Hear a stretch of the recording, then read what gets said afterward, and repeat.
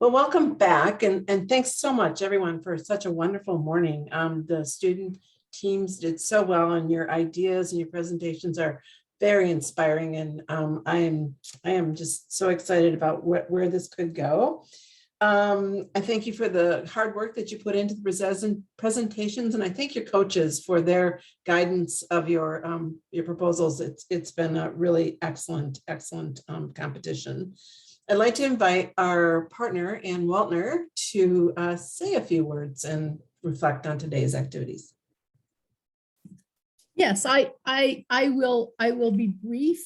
I'd like to second what Joan said about how exciting and really interesting the program is. And I want to thank Joan and Hyen when they invited me to sort of like, I don't know, be a sponsor of this. And I kind of mumbled. They said, oh, don't worry, we won't actually make you do any work.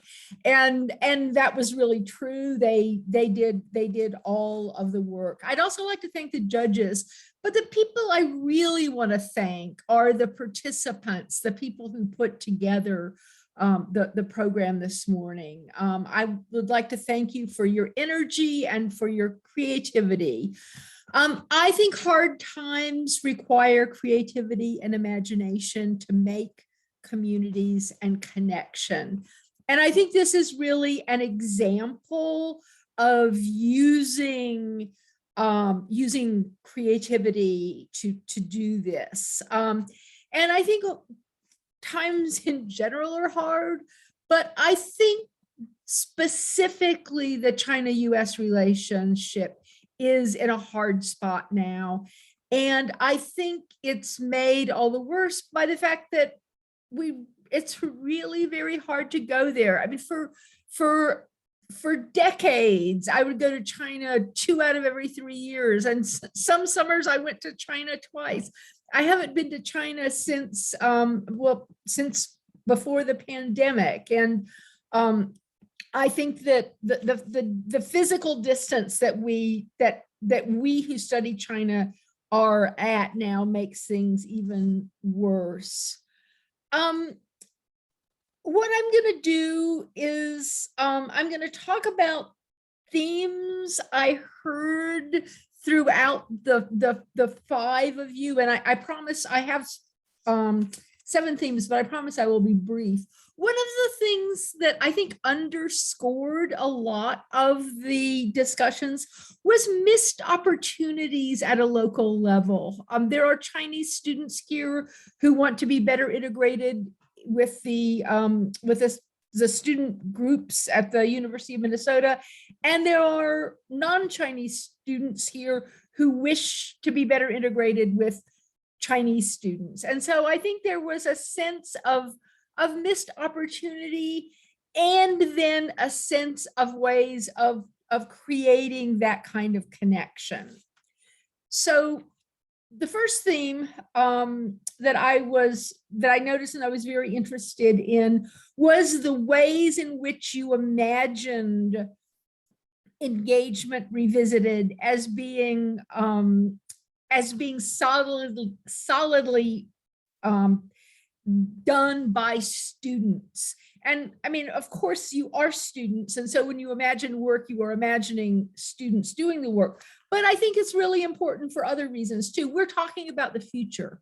And we're talking about, young people making a future that is more sustainable, that is friendlier, that is better than the situation that we are living in now. The second theme that I heard in many of the presentations was the importance of education. And the strains between the US and China are caused by many things. But I think misinformation, ignorance, and stereotypes are certainly a big part of the problem. And that is a problem that education perhaps can't solve, but can to some degree ameliorate. Another theme I noticed was social media. And the thing about social media is it is part of the problem, but it may also be part of the solution.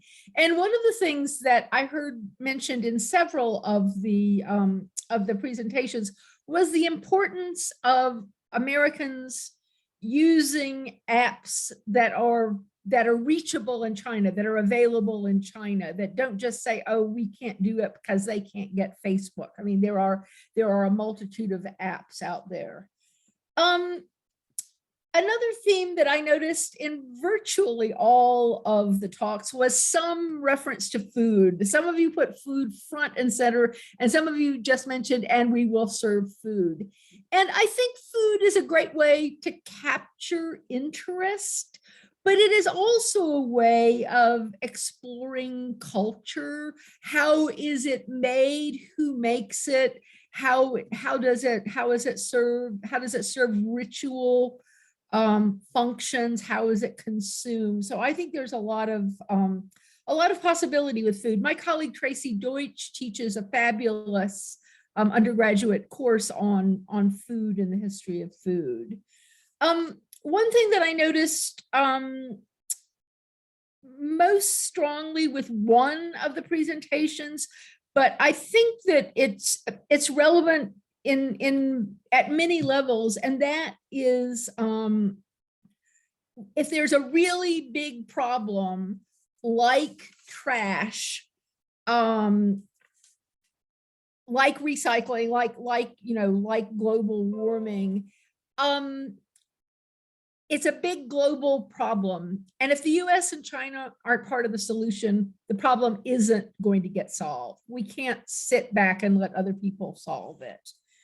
And then again, I noticed this more strongly in one of the presentations than the others, but as a way of starting a project, take things that the two cultures have in common and begin with commonalities as a way of kind of inducing comprehension. So my big takeaway is we have a great opportunity here. We have a large number of Chinese students. We don't have as many as we have in the past. We probably don't have as many as we'll have in the future, but we do have a lot of Chinese students, and we have lots of interest in China. We have lots of non-Chinese students who are interested in China and who are interested in Chinese students. And so what this morning's work showed me is how many of you are attentive to the possibilities of connection. And I think these groups themselves and this project itself are a step toward creating mechanisms for better understanding. So I'd like to thank you. Thank you. Okay, the big moment has arrived. I will invite the judge's representative, I believe that's Professor Ann Meyer, to award the awards for today. Yeah, thank you. Thank you so much, Joan. And thanks, Anne, for those comments. It was great to hear that recap. I think we touched on a lot of those in our those ideas in our judges' deliberations. And I guess I just wanted to say on behalf of the judges that we really found a lot to value in all of the presentations we heard today. I think they were thoughtful and optimistic, which gave me hope anyway in listening to the ideas that you had and how we might move forward on US-China relations. We had a really, really difficult time deciding, and Joan was urging us to decide and just get back in here. So apologies for being a few minutes late, but it went right down to the wire for us. So without further ado, I'll start with our runner-up. This project, I think, posed a problem that the US and China can agree is a problem and can collaborate on. So we're happy to award the runner-up prize to Let's Talk Trash. Congratulations. Yay. Congratulations, everybody. And then moving on to the winner, this one goes quite deep, gets at the heart of the pain point about perhaps why we misunderstand each other in the US and China very often. And this is the Media, Language, and Society program. Congratulations. And we also wanted to give a shout out to Gopher Sphere for their excellent written and oral presentation. It was really persuasive for us as well. And as I said, we had a difficult time deciding. So congratulations to all of the teams. It was really fantastic to be a part of this today. Thank you. Thank you. Thanks to everybody, and congratulations to the teams. We know it was a really long process to get here, but we really appreciated your help work on this. We'll be sending everybody who participated today a certificate for your participation, and we'll be in touch with the winning teams about your awards. And one last request, if you haven't done so, please sign our photo release and share that with us so that we may put this Zoom and other things on our social media so we can contact others and get information out there about all of your great ideas. We really are so pleased that you were here today. Thank you, Anne and College of Liberal Arts, for their sponsorship. And if anybody has any follow-up for any of us, we will be around, and just certainly email us, and have a great day. Thank you.